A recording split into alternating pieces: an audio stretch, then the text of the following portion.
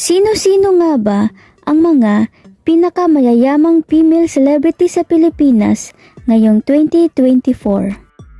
Sara Geronimo. Hinati ng kanyang ina ang kinita ni Sara sa kanyang mga kapatid bago pakasalan si Mateo. Tinatayang nasa 340 million pesos ang kanyang asset. Barbie Fortesa, na may pinakamaraming soap opera sa kasaysayan ng GMA, pati na rin ang dami ng endorsement deals, business at properties. Tinatayang nasa 541 million pesos ang kanyang asset. Marian Rivera, ang blockbuster queen at most followed artist sa Facebook at napakadaming endorsement. Tinatayang nasa 602 million pesos ang kanyang asset. Heart Evangelista, never get poor.